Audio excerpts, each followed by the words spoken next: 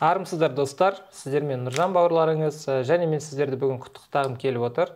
Сіз алғашқы криптовалютаға өзіңіздің бірінші қадамдарыңызды бізбен бірге Криптон компаниясымен бастағалы жатырсыздар.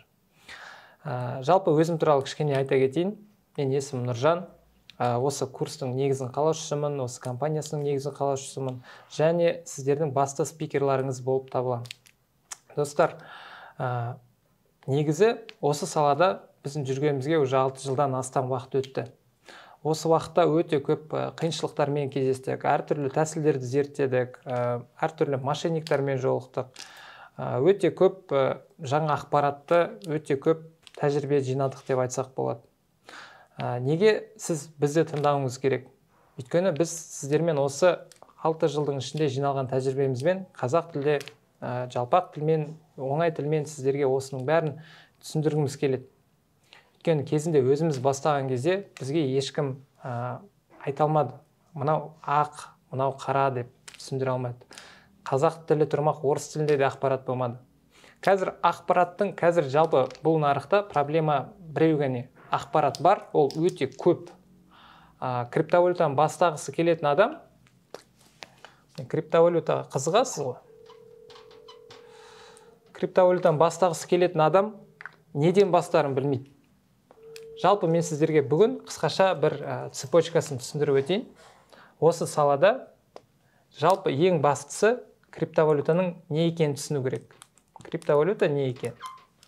Мен енді бұл жерде бәрін түсіндіріп, сізге уақыттарыңызды алмай қойын. Келесі сабақтарда сіз уже бәрін толықтай үйренесіз, сол жерде түсінесіз. Жалпы этаптарын түсіндіріп жіберейін. Бірінші, криптовалютаның не екенін түсіну керек.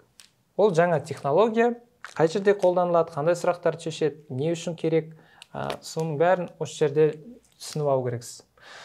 Келесі этапымыз, ол криптовалюта деген қай жерде сақталады, қандай мақсаттары бар деген сияқты жалпы осы жерде жазсайық.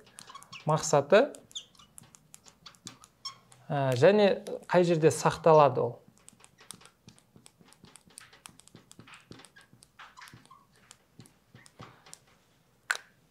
Қай жерде сақталғанын, мақсаттарын, қандай сұрақтарды шешетінін біліп алсаңыз, ол уже как минимум мынаның бәрі өзі бір 10% ақпарат болып есептелуге болады. Оны былай алсақ. Келесі этап, осы криптовалюта арқылы біз ақша таба аламыз ба? Таба алсақ, қай жерде табамыз? Бұл жерде бізге жаңа құралдар көмектеседі. Ол әртүрлі обменниктер болуы мүмкін. Немесе криптобиржалар болуы мүмкін. Немесе әртүрлі платформалар болуы мүмкін.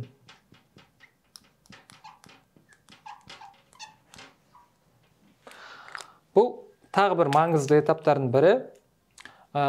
Бұл бізге не үшін керек? Біз мына жақта технологияны үйрендік, мақсаттарын түсіндік, қай жерде сақталатынын түсіндік, мына жерде ақшаны қай жерде табуға болатынын түсіндік. И тағы бір маңызды нәрсе, ол именно осы құралдар, осы биржалардың ішіндегі әртүрлі тәсілдер. Мысалы, мынаның бәрін нарық деп келтіретін болсақ, мысал ретінде, бізге ол нарықтың ішінде огурцы сатамыз ба, помидор сатамыз ба, или виноград сатамыз ба деген сияқты. Осының бәрін таңдап алу керек. Мыналардың бәрі ол тәсілдер. Біреуі P2P болуы мүмкін, біреуі трейдинг болуы мүмкін, біреуі, допустим, инвестиция. Жалпы достар, осы криптовалютаға ең басында келген кезде адамдарға осы этаптардан бастау керек. Бірінші, ол технологияны түсіну керек. Бұл технологиядан не үйренесіз, қай жерде қолданады, қандай мақсаттары бар, қандай сұрақтарды шешеді, ол сұрақтар арқылы ақша табуға бола ма, табуға болатын болса, қандай тәсілдермен табу керек. Осының бәрін біз сіздерге үйретуге дайынбыз. Назарларыңызға рахмет.